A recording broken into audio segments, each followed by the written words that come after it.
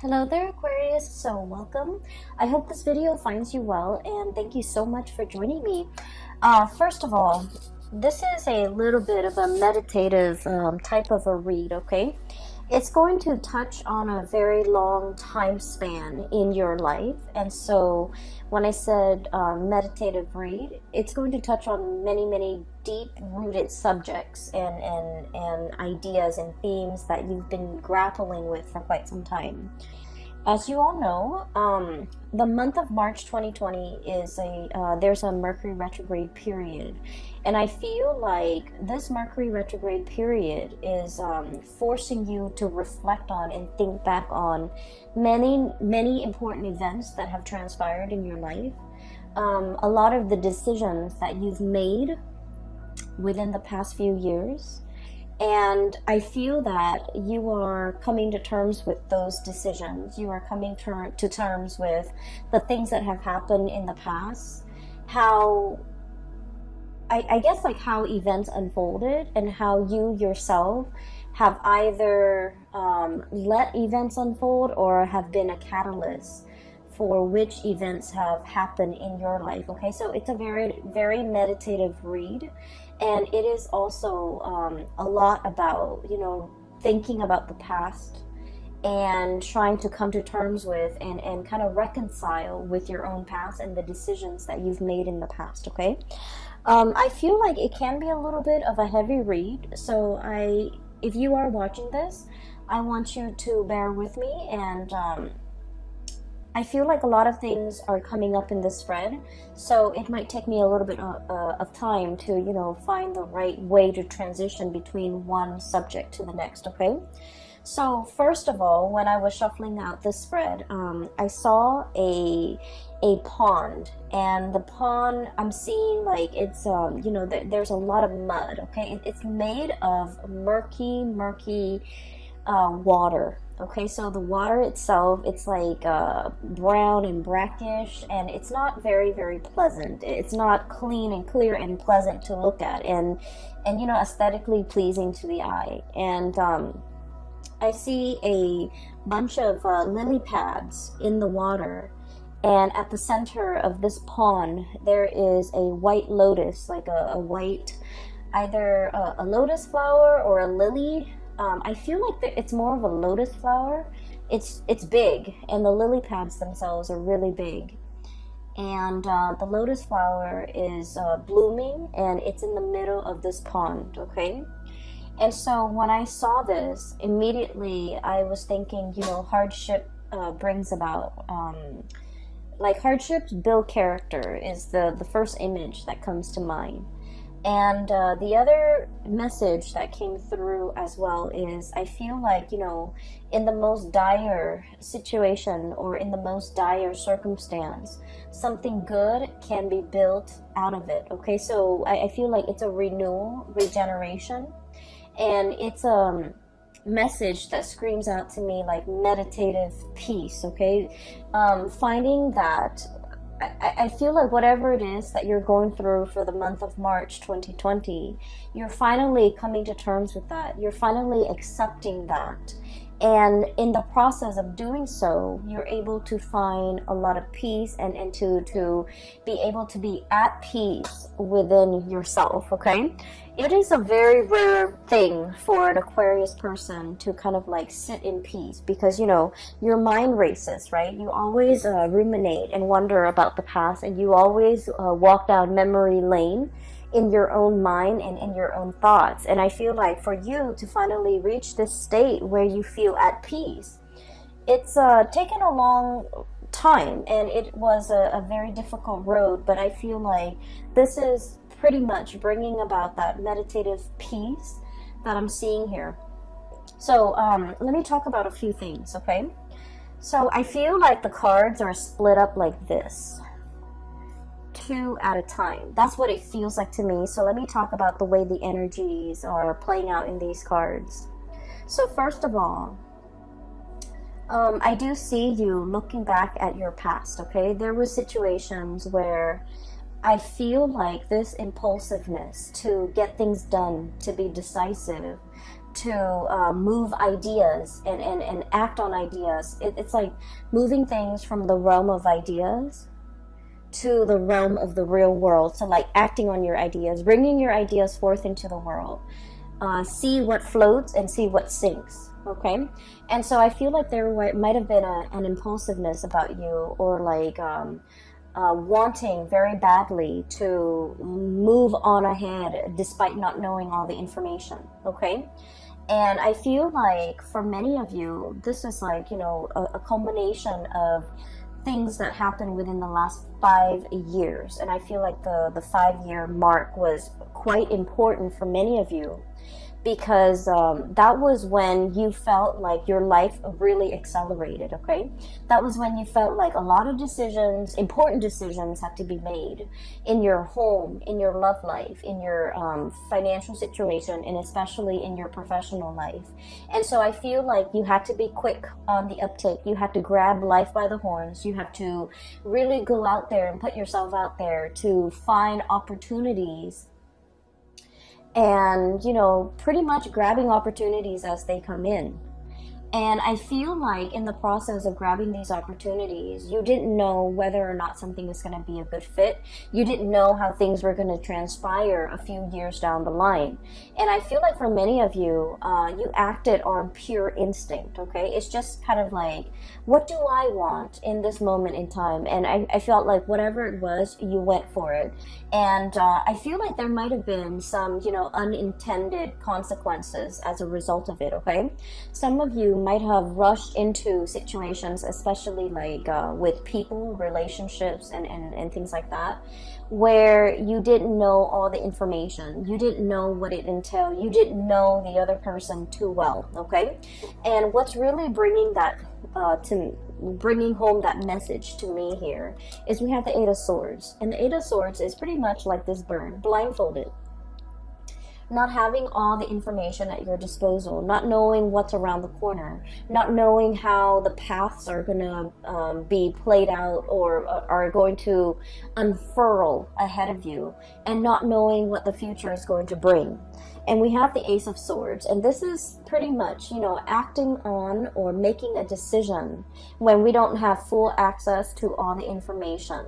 Okay, when we don't have the full knowledge, when we don't have the full disclosure. So I feel like for the past 5 years, many of you were in this state where you felt like very passionately guided towards something, either a career change, either a relationship. And I'm seeing a lot of you mesmerized or even taken in by a relationship partner who was very exciting, who is very exotic, possibly somebody who's very different from you, like culturally, ethnically, linguistically.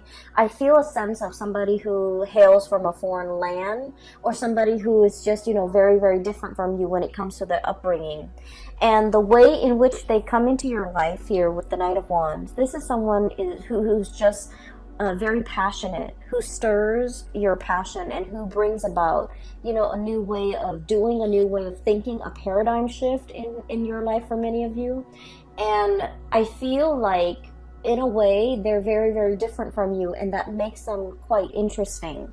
And as a result of it, I feel like for many of you, you dove into a situation quickly, and you didn't think about, you know, all the consequences. I feel like for many of you, this was a situation where I am sensing that this person might have been very in and out of your life, okay? They, you know, with the Knight of Wands energy, they're not the most stable people. They're very fun and exciting, but they're kind of here today, gone tomorrow. They're not somebody that will be there when things get rough. They're not going to stick around when, you know, when you need them. They're not going to be there with a shoulder to lean on when you have a bad day, or when things are not going your way, when you need to vent, when you need that emotional reassurance. This is pretty much not the right person that's going to be around to do that. And I feel as if whatever the dynamics of this relationship is, I'm sensing that it's lacking in soul and it's lacking in passion.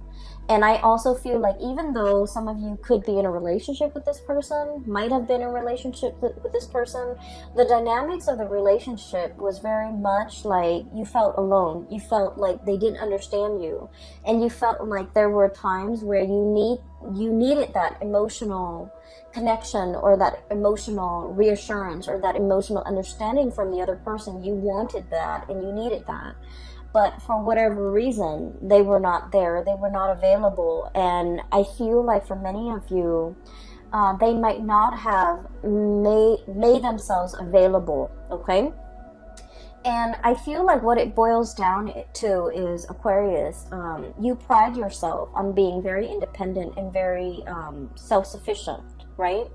And I also feel like you are not a type of person where you need emotional reassurance, where you need reassurance, you need affirmation, you need the positive feedback. You're not that type, because, you know, once again, this is a card about decisiveness. This is a card about relying on what we know to make decision, okay? Ace of Swords. Making the executive decisions without needing to consult anybody. So this is pretty much your energy as you walk through life. You know where you stand, you know how you feel, you know what you think, and you know what you believe in. And as a result of that, you have always been the one to make executive decisions without needing to bounce ideas off another person, or without even needing to another person to kind of like tell you you're on the right path. And because you have been always very independent, this is your card, the Star. I feel like the other person kind of took that for granted. They kind of felt like, oh, Aquarius doesn't really need me. The Aquarius doesn't need my affirmation, or they don't need my reassurance, or they don't really need me. And so I feel like in this situation, it's sort of like two people who are very independent, wanting to do their own things. And in a relationship, it might have been very difficult for these two people to work together. So the energy and the dynamics between you and this person, I just feel like it created an emotional rift, and you might not have known how the emotional rift started. You might not have known, you know, how they perceive you. They might not have known how you perceive them. You both were not very aware of each other's needs in an emotional way. And they, more than anything, were not really aware that you needed them, that you needed the constant reassurance. You don't ask for it.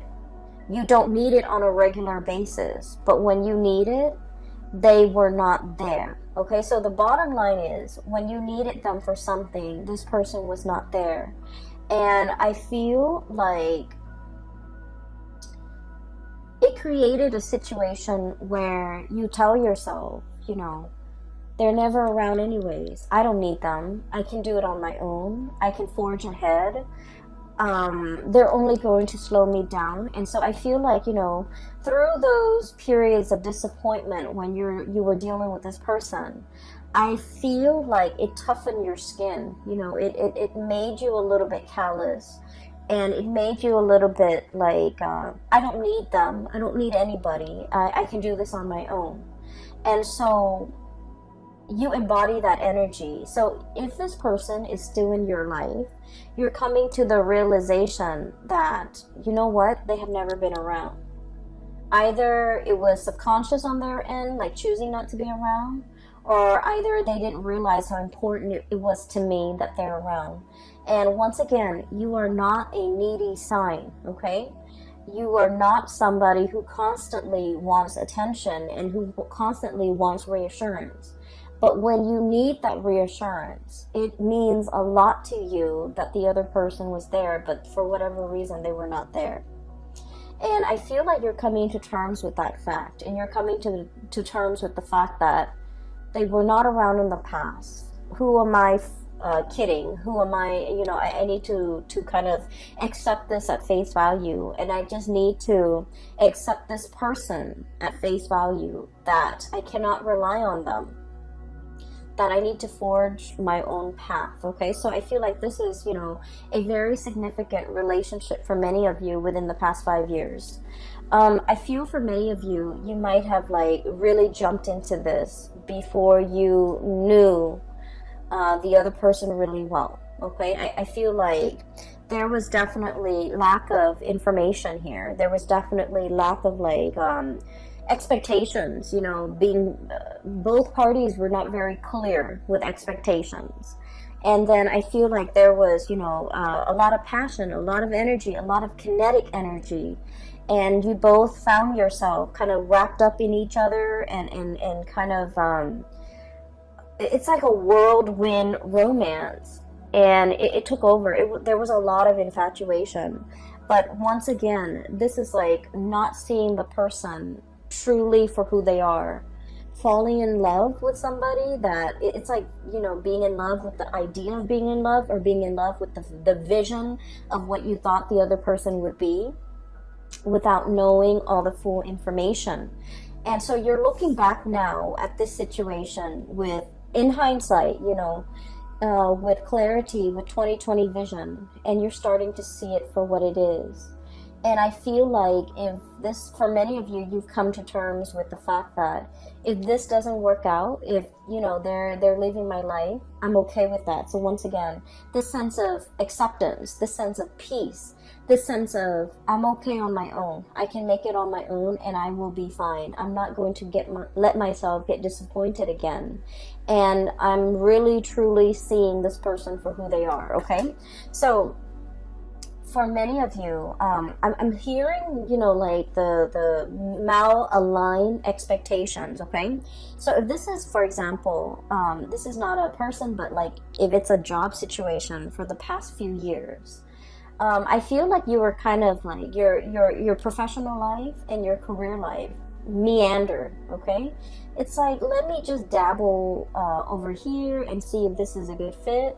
Let me dabble over there and see if that works out better. So I feel like it was, you know, jack of all trades. Okay, like trying to figure out your niche, trying to figure out where you fit in, trying to figure out what you're good at, and trying to figure out where you excel and what brings you emotional happiness. And I feel like for you, variety is the spice of life. You know, you enjoy having multiple projects going on at the same time. You enjoy like doing this, but also like having a main job, but also like a side gig. You enjoy juggling things. You enjoy having multiple avenues of creative expression. So for many of you, I feel like, you know, you're not stuck in just one job. You have a job, you have multiple hobbies, you have friends, you have like so many avenues for your creative expression. And as a result of that, you feel like one job can never fully emotionally satisfy you. For others of you, you feel like a regular 9-to-5 job will never ever be in your future because it's not exciting enough. And then for others, you feel like one relationship partner will never be enough for you because you don't want things to be stagnant. So there is has been a major fear here of committing yourself, a major fear here about, you know, letting life stagnate, being stuck in one situation, one job, one circumstance, one relationship. And so I do feel like you were aware of, and I do sense for many of you, this might have been the past 3 years, you're aware of how your inability to commit, or your fear of commitment, has really gotten in the way of, you know, progress, okay? Or even stability in your own life. And I have here the Two of Pentacles, and this is, you know, pretty much that juggling act, okay? Having multiple things on your plate, having multiple projects, having multiple avenues of creative expression that really makes life very dynamic and exciting and interesting. But it can also create a state of anxiety. So just look at this creature. And what I'm sensing is too much of it can be a little bit exhausting to maintain. Too much of it can give us that sense of instability. Look at how his feet is off the ground, okay? He's always dashing to the next thing. He's always looking around. He's always like scanning the horizon for new opportunities and thinking about where the grass is greener.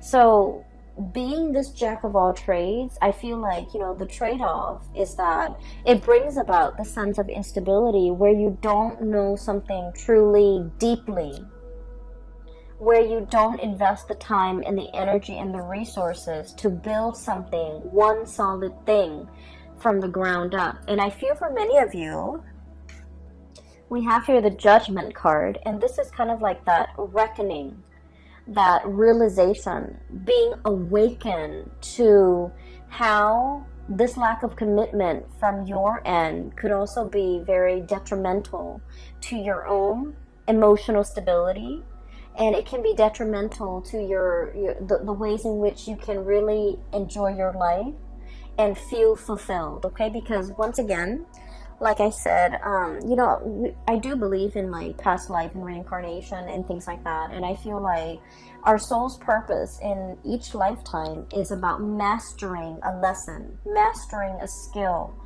being very, very good at something, knowing something inside and out, and being able to master that. And once we master that, we have conquered pretty much our destiny. And so those lessons don't repeat. And then once we master something, we can take those skills to bring it to a next work environment, to bring it to a next life, to bring it to a next situation. And we will be able to handle life with a lot more ease and grace because we have mastered these lessons. And so you're starting to see now that, there's honor and there's a tremendous sense of pride that can come about as a result of doing something really, really, really well. No longer juggling, but mastering something and being very good at something and being kind of like an expert in your field where you know something inside and out. And then I also feel it can bleed into the relationship aspect where you're just like, I'm done with, the whole spiel, the whole dating situation, the whole finding somebody and then getting bored of them a few months later. And you're setting your intentions and looking for something that is a little bit more authentic and a little bit more real and a deeper, much deeper emotional connection, because like I said, this is a relationship where you did not know the other person very well. You jumped into a situation thinking that emotions and all of that and excitement should be enough to propel the relationship forward, but then you're starting to realize that it was really lacking in emotional connection, emotional connectedness, and emotional fulfillment, pretty much. Okay, so we have here a bunch of lessons and a bunch of self-realizations, things that you are finding out about yourself, things that you are coming to terms with from your past, things that you have, your eyes have been open to, okay? And so this is where you were, and I feel like you're still thinking about this heavily. How could I rush into a situation so strongly? People were warning you. I feel, Seven of Swords here. This is about, all the things in your external environment, family, friends, co-workers, confidants, colleagues, whoever it is that you really respect their whose opinions and point of view you really respect. I feel like they told you about a specific course of action, and I feel like they were giving you advice. They were telling you or trying to steer you in a specific direction. And as independent as you are, Aquarius, I feel that you beat to the you walk to the beat of your own drums, and I feel that you like to find out things, you like to experience things, you like to be in the driver's seat in your own life, and I feel like you were not listening. Okay, you needed to experience these things, and so they did happen for a reason, for you to figure out what works for you, for you to be nimble enough and to be smart enough to figure out, you know what, I need to change the course of action because this is not working out for me, or I need to really slow this down because I feel like I don't know the other person, or I need to really invest my time and be patient so that I can delve deep and really master something. So there was a lot of like periods with in time within the past 5 years where you had warning signs, where you were given, you know, advice, and to either change a course of action or to do something a specific way. And I feel that the people that really cared about you, they truly know you inside and out. They know how stubborn you can be. And I feel like the people that really cared about you, they did not want to infringe upon your free will. They didn't want to impose their ideas and whatever they thought you should do.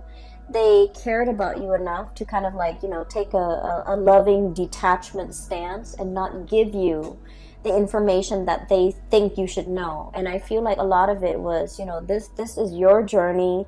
They didn't want to interfere. And I also felt like you were not asking the right people for advice, for their honest assessment. And I also feel like no matter what and who is telling you the information, you wanted to figure out and you wanted to experience things. So the advice, the guidance, the you know, whatever they wanted to say, it would have fallen on deaf ears. Okay, so what I'm saying here is, don't beat yourself over this, because this is something that you need to experience. This is something that you needed to live. And this is something that you needed to, you know, figure out for yourself. Now, we are emerging into, you know, the Saturn transit. And Saturn just left the previous sign, which is Capricorn, your neighbors, and Saturn is moving into the sign of Aquarius, and it's going to be there for the next 3 years, okay, 2.5, 3 years. And the month of March and April, we're going to be feeling this heaviness. And the heaviness is about, you know, really thinking about these important decisions in our lives. Like, I'm talking big, large, long-term, affecting, important decisions, okay?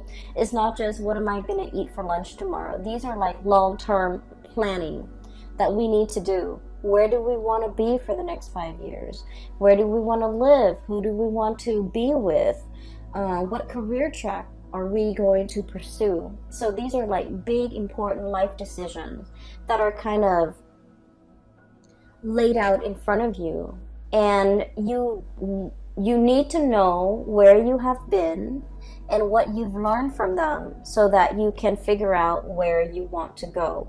And so this sense of nostalgia, this sense of like, you know, walking down memory lane, thinking about the past, as well as thinking about, you know, what we did in the past, how that transpired, how that played out, whether or not it was the right thing to do. All of these important decisions, or all of these important reflections, are required because you're now in a new phase and you really need to be more serious about the decisions that you make moving into the future, because they have long-term ramifications in your life.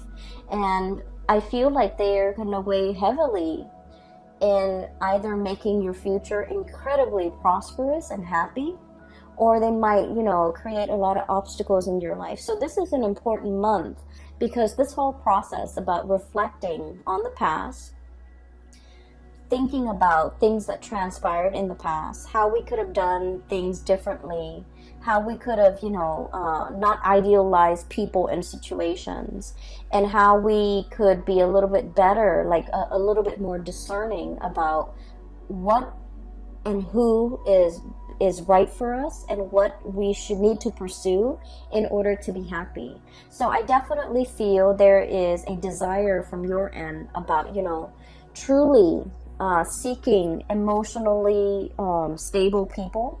Okay, you're naturally drawn to people who are a little bit more on the eccentric end, who are a little bit weird and quirky and unique, but these people might not entirely be stable.